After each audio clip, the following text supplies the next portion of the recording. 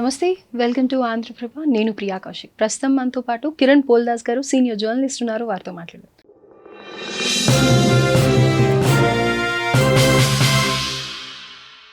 Hello sir, నమస్తే. నమస్తే అండి. సార్, పవన్ కళ్యాణ్ గారు ఏది మాట్లాడినా కానీ, అంటే దేశం గురించి కానీ, దేశ పౌరుల గురించి మాట్లాడేటప్పుడు ఆయన దేశభక్తి బాగా కనిపిస్తూ ఉంటుంది. సో నిన్న జరిగిన ఒక ప్రెస్ మీట్లో కూడా ఆయన ఎలా పడితే అలా మాట్లాడొద్దు, యూట్యూబ్ కానీ లేకపోతే సోషల్ మీడియాలో కానీ మేము యాక్టివ్గా ఉంటున్నాం, అది నడుస్తుంది అని అనుకొని ఇష్టం వచ్చినట్టు మాట్లాడితే వాళ్ళని బొక్కలో వేసేయండి అని అనేసి అని అన్నారు కదా. దీన్ని ఎలా చూడాలి అని అంటారు? అంటే ఎవరినన్నా పర్టికులర్గా ఉద్దేశించి అన్నట్టు అనుకోవాలా, లేకపోతే కనుక ప్రతి ఒక్కళ్ళకి ఒక సిగ్నల్ ఇస్తున్నారు అనుకో? ఇది దేశ ద్రోహులకు సిగ్నల్. ఇది ఎవడైతే పవన్ కళ్యాణ్ గారి మాటల్ని తప్పుపడతాడో వాడు దేశద్రోహే. ఓకే, లిటరల్ ఒకే ఒక డైలాగ్లో స్టేట్మెంట్ ఒకటే. ఎందుకంటే పవన్ కళ్యాణ్ గారు ఏమన్నారు, ఈ దేశంలో ఉంటూ ఈ దేశం మీదనే మీరు ఒక అంటే కాన్ఫిడెన్స్ దెబ్బతీసేలాగా మాట్లాడుతున్నారు, పాకిస్తాన్కి సపోర్ట్ చేస్తూ మాట్లాడుతున్నారు. కొంతమంది కాంగ్రెస్ నాయకులు, ఇప్పుడు కాదు ఆయన గతంలో కూడా మాట్లాడారు, కొంతమంది కాంగ్రెస్ నాయకులు నివాళులు అర్పించేటప్పుడు ఒక మాట అన్నాడు, దాని మీద కాంగ్రెస్ నాయకులు చాలామంది గింజుకునేశారు. కొంతమంది కాంగ్రెస్ నాయకులు బాధ్యతారహితంగా మాట్లాడుతున్నారు, ఈ దేశంలో ఉంటూ పాకిస్తాన్కి సపోర్ట్ చేసేలా మాట్లాడుతున్నారు. మీరు అంత ప్రేమ ఉంటే పాకిస్తాన్కి వెళ్ళిపోండి, ఈ దేశంలో మీరు ఉండటానికి వీలు లేదు అన్నాడు. సో ఇవాళ ఆ అంశం చాలా వైరల్ అయ్యి చాలామంది కాంగ్రెస్ మమ్మల్ని కాంగ్రెస్ని అంటావా, కాంగ్రెస్ని అంటావా, కాంగ్రెస్ని అంటావా అని వాళ్ళందరూ కూడా గుండెలు బాదుకుంటున్నారు. పవన్ కళ్యాణ్ ఎట్లా అంటావా, అట్లా క్షమాపణ చెప్పు అది అని. కానీ ఆయన సహేతుకంగా ఉదాహరణలతో సహా చెప్పాడు. కొంతమంది మహారాష్ట్రలో ఒక కాంగ్రెస్ నాయకుడు గతంలో సిఎల్పి లీడర్గా ఉన్నాడు, ఆయన కాంగ్రెస్ లెజిస్లేటివ్ పార్టీ లీడర్గా ఉన్నాడు. ఆయన అన్న మాటలు, సో పాకిస్తాన్లో అంటే ఆ ఉగ్రవాదులు అంత మతమడిగి చంపేంత టైం ఉంటుందా వాళ్ళకి, ప్రాక్టికల్గా ఆలోచించండి అన్నాడు. అరే చచ్చిపోయిన వాళ్ళు ఏడుస్తూ చెప్తుంటే నీకు కొంచెం కూడా నీకు బాధ్యత లేదా, ఎట్లా మాట్లాడతావు అట్లా? అట్లనే అస్సాంలో తృణమూల్ కాంగ్రెస్ నాయకురాలు ఇదే రకంగా బాధ్యతారహితంగా పాకిస్తాన్కు అనుకూలంగా స్టేట్మెంట్ ఇచ్చింది. అలాగే సిపిఎం నాయకులు అలా మాట్లాడుతున్నారు. అలాగే సిద్ధరామయ్య కర్ణాటక ముఖ్యమంత్రి, మేము యుద్ధానికి సిద్ధంగా లేమంటున్నాడు. నువ్వెవడరా సిద్ధంగా ఉండటానికి? భారత ప్రభుత్వం నిర్ణయం తీసుకుంటే ఎవడు నువ్వు కోనికిసుక గొట్టం. ఒక ముఖ్యమంత్రి అయితే మాత్రం ప్రజలు తిరగబడి నిన్ను దింపేస్తారు. ఏంటి ఆ స్టేట్మెంట్లు? నీ సాటి ముఖ్యమంత్రి తెలంగాణ ముఖ్యమంత్రి రేవంత్ రెడ్డి ఏం మాట్లాడారు? అవసరమైతే పీఓకేని స్వాధీనం చేసుకుందాం, మోదీ గారు మీతోటి మేమంతా ఉంటా ఉన్నారు. రాజకీయాలు సాధారణ పరిస్థితుల్లో చాలా మాట్లాడుకోవచ్చు, నిన్ను నేను తిట్టచ్చు, నన్ను నువ్వు తిట్టచ్చు. దేశం సంక్షోభంలో ఉన్నప్పుడు మనందరం ఒకటిగా ఉండద్దా? నరేంద్ర మోదీ గారు కూడా ఎక్కడ కూడా నరేంద్ర మోదీ తొణకలేదు బెనకలేదు. ఆయన చాలా ప్రెషర్ వస్తుంది ప్రజల నుంచి కూడా. ఇన్నాళ్ళు అయిపోయింది, సర్జికల్ స్ట్రైక్స్ 10 రోజులకే సర్జికల్ స్ట్రైక్స్ చేశాము, 12 రోజులకి బాలాకోట్ దాడి చేశాము, ఇవాళ 14 రోజులైంది అయినా ఇంకా దాడి చేయలేదని అలా అనుకుంటున్నారు ప్రజలు. కానీ ఎక్కడ ఆయన తొణకలేదు బెనకలేదు. తెలుసు, సైనికులకు వదిలేశారు. రైట్ టైంలో మీరు డెసిషన్ తీసుకోండి అని చెప్పారు. ఎందుకు? అక్కడున్న వాస్తవ పరిస్థితులు వాళ్ళకే తెలుసు కాబట్టి, రాజకీయంగా ప్రెషర్కు గురి కావద్దు కాబట్టి. నరేంద్ర మోదీ గారు చెప్పారు కాబట్టి వెంటనే దాడి చేస్తే వాళ్ళు అప్పటికే అప్రమత్తంగా ఉన్నారు. అందరినీ ఈ బోర్డర్లోంచి అందరిని తీసుకెళ్ళి లోపల పెట్టుకున్నారు. పాకిస్తాన్ లోపల పీఓకేలు ఉండే వాళ్ళందరినీ పాకిస్తాన్ లోపల ఉంటే దాడి చేయరు కదా అని చెప్పి పాకిస్తాన్లో పెట్టుకున్నారు. కానీ ఇవన్నీ తెలిసే పాకిస్తాన్లో కరెక్ట్గా చూసి దాడి చేశారు. సో ఎక్కడ ప్రెషర్ అంటే ప్రజల్లోంచి ఎంత ఎమోషన్ వస్తూ ఉంది. అలాంటి ఎమోషన్ వచ్చినప్పుడు మీరు మాట్లాడే మాటలు ఏంటి, దుర్మార్గంగా ఉన్నాయి. సో ఇలాంటి కాంగ్రెస్ పార్టీ అసదుద్దీన్ ఓవైసీనే ఎంత చక్కగా మాట్లాడుతున్నాడు. అలాంటిది హిందువులయ్యండి మీరు ఈ రకమైన స్టేట్మెంట్లు చేస్తే తప్పు కదా, కాబట్టి మీరు పాకిస్తాన్కి వెళ్ళాలి అన్నాడు.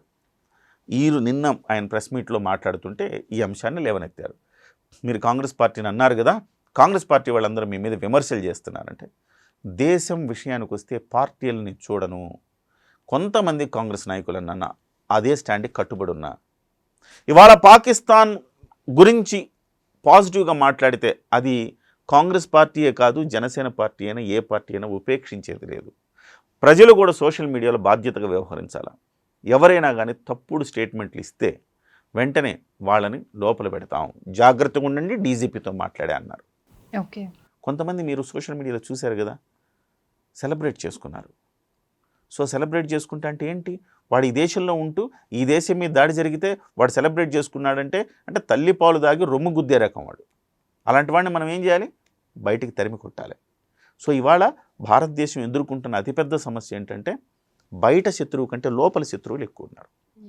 సో ఆ విషయంలో పవన్ కళ్యాణ్ చాలా స్ట్రిక్ట్గా ఉన్నాడు. నిన్న కూడా నేను స్ట్రిక్ ఆనై ఉన్నాను, ఎవడేమనుకున్నా నేను స్ట్రిక్ ఆనై ఉన్నాను.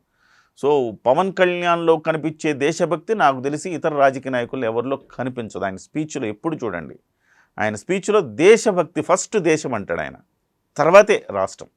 సో అంతటి పవన్ కళ్యాణ్ గారిని మనం విమర్శించడానికి, ఆయన మాట్లాడిన దాన్ని తప్పు పట్టడానికి ఏమీ లేదు. ఇతర పార్టీల వాళ్ళు కూడా పవన్ కళ్యాణ్ మద్దతు ఇస్తున్నారు. చాలా చక్కగా మాట్లాడాడు పవన్ కళ్యాణ్ అనేసి. సో ఇవాళ ఈ దేశంలో ఎస్పెషల్లీ ఈ రాష్ట్రంలో ఉండే వాళ్ళందరూ కూడా గుర్తుపెట్టుకోవాల్సింది ఏంటంటే నెగిటివ్గా మనం మాట్లాడద్దు. మీకు లోపల ఏమన్నా ఒక ప్రకాష్ రాజు లేకపోతే ఒక సిపిఐ సిపిఎం నాయకులు వీళ్ళందరూ గురించి పాకిస్తాన్ పొగుడుతోంది. అంటే దీనికి సంబంధించి కొంతమంది కూడా మోడీ చేసేది చాలా తప్పు, నీళ్ళు ఇవ్వకపోవడం ఏంటి, సాటి మనిషి కదా అని చెప్పేసి వాళ్ళ వైపు సపోర్టివ్గా మాట్లాడుతూ ఉన్నారు కొన్ని ఛానల్స్ పెట్టుకొని.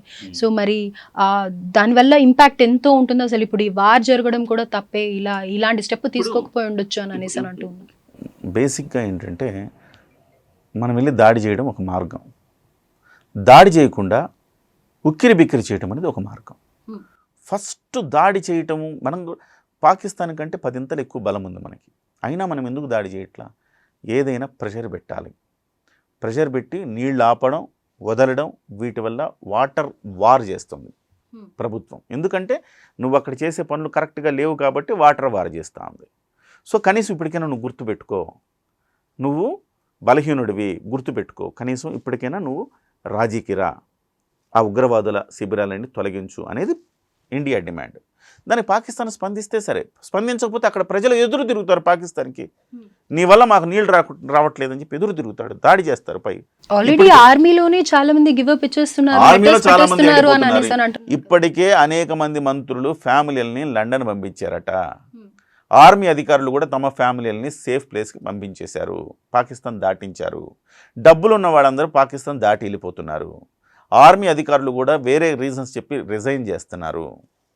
సో ప్రజలు కూడా చాలా చోట్ల తిరగబడుతున్నారు. బలూచిస్తాన్లో ఇవాళ పాకిస్తాన్ అంతా మనకు పాకిస్తాన్ అంతటిని మనం చూడక్కర్లేదు. పాకిస్తాన్లో సగం భాగం బలూచిస్తాన్, పెద్ద ఏరియా అది.